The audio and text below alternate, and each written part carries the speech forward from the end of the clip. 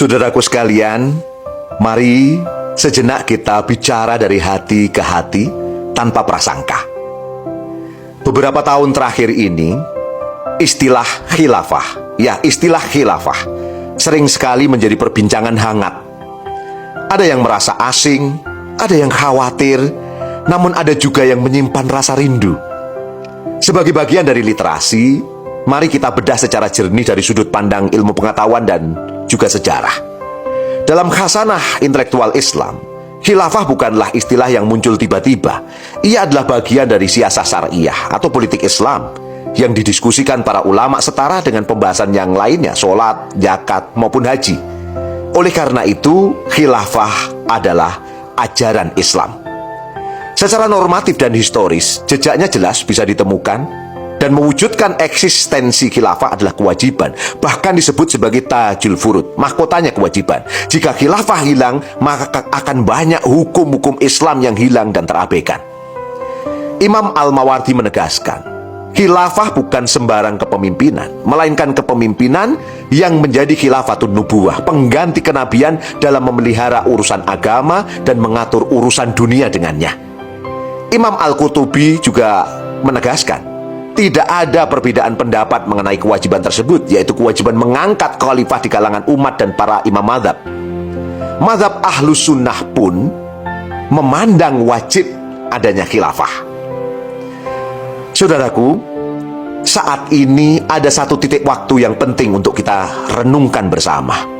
Tepat di bulan Rajab tahun ini, 1447 Hijriah, dunia Islam melewati momentum 105 tahun sejak berakhirnya institusi khilafah secara formal di Turki pada tahun 1342 Hijriah. 1 abad lebih telah berlalu. Selama masa itu pula kita melihat dunia mengalami berbagai dinamika. Gaza dan Palestina masih terus berdarah tanpa pelindung, tanpa perisai yang berarti. Arogansi Amerika Serikat dengan koboinya menginjak-injak harkat martabat dunia dan manusia tanpa perlawanan yang sepadan. Di lingkup negeri ini pun, kerusakan moral semakin masif terjadi. Kerusakan alam karena penerapan kapitalisme semakin nyata. Korupsi semakin menjadi berjamaah, vertikal, horizontal, dan berbagai kerusakan lainnya. Angka 105 tahun ini bukanlah sekadar angka statistik, melainkan jeda panjang bagi kita untuk mengevaluasi diri bahwa kerusakan TSM terstruktur, sistematis, dan masif ini terjadi karena tidak diterapkannya hukum Allah, yaitu syariah Islam secara kafah. Manusia memberhalakan hukum manusia yang berujung pada kerusakan seperti yang kita lihat. Disinilah kita perlu bicara esensi adanya khilafah. Setidaknya ada 3 esensi utama khilafah. Yang pertama adalah penerapan syariah Islam secara kafah. Kedua, ukhuwah, persaudaraan umat. Dan yang ketiga, dakwah, menyebarluaskan Islam ke seluruh penjuru dunia. Semuanya baik buat kita.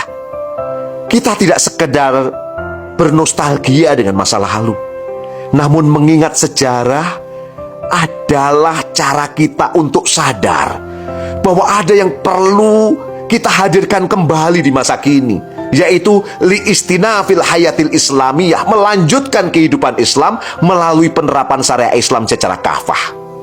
Dan menurut keyakinan saya, berlandaskan Al-Quran dan Sunnah, penerapan syariah Islam secara kafah hanya bisa terwujud dengan tegaknya khilafah Islamiyah. Dan menurut keyakinan saya, berlandaskan Al-Quran dan Sunnah, keyakinan saya menurut Al-Quran dan Sunnah, dengan izin Allah, itu semua pasti akan terwujud. Karena hal itu adalah janji Allah dan kabar gembira dari Kanjeng Nabi Muhammad Sallallahu Alaihi Wasallam. Terima kasih sudah menyimak. Mari terus belajar, yakin, dan bergerak.